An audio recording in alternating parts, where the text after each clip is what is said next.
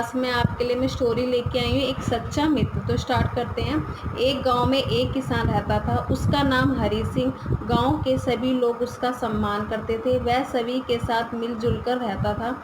उसका एक पुत्र था जगन। वह हर समय अपने स्वार्थी दोस्तों से घिरा रहता था और रात को देर से घर लौटता था। जब पिता हरि सिंह ने उसे टोका तो वह बोला, मैं कहीं आवारागर्दी नहीं करता, मित्रों से मिलने जुलने में देर हो ही जाती है। पिता ने पूछा, ऐसे तुम्हारे कितने मित्र हैं? पुत्र ने सफाई दी, अब आपको क्या बताऊं, मेरे मित्रों की संख्या बहुत अधिक है। पिता ने प्रश्न किया, क्या तुम्हारे ये मित्र मुसीबत में तुम्हारा साथ देंगे? पुत्र तुरंत बोला, क्यों नहीं, मेरे मित्र मेरे लिए अपनी जान भी दे सकते हैं, वे मेरे सच्चे मित्र हैं।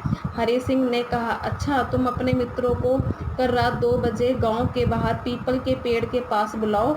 मैं देखना चाहता हूं कि तुम्हारे कितने मित्र वहां पहुंचते हैं। पुत्र ने पिता की बात मानकर अपने मित्र को रात के समय नियत स्थान पर आने के लिए कह दिया। जाड़े का मौसम था। हरि सिंह काला कंबल ओढ़कर पुत्र के साथ पीपल के पेड़ के नीचे बैठ गया। 2 बज गए, 3 बज गए, प्रातः तक वहां कोई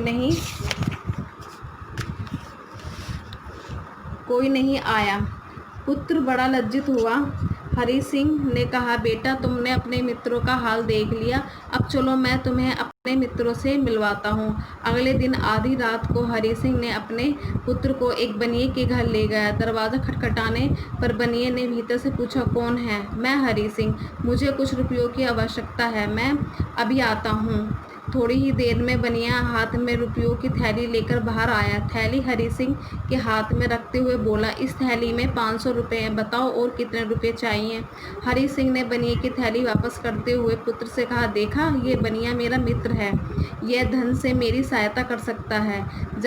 अब चलो मैं तुम्हें अपने दूसरे मित्र से मिलवाता हूँ। अब हरि सिंह एक पहलवान के घर पहुँचे। वहाँ पहुँचकर हरि सिंह ने पुकारा, पहलवान, जल्दी बाहर आओ। हरि सिंह की आवाज़ सुनकर पहलवान लाठी लेकर बाहर आ गया और बोला, चलो मुझे दिखाओ कि तुम्हें कौन परेशान कर रहा है, मैं अभी उसे मज़ा चखा दूंगा। अब हरि सिंह ने अपने बेटे को बताया, यह पहलवान मेरा दूसरा मित्र है, यह मेरे लिए कुछ भी करने को तैयार रहता है, बिना बताए ही यह जान जाता है कि मैं किसी मुसीबत में हूँ। बेटा उसकी बातें ध्यान से सुनता रहा।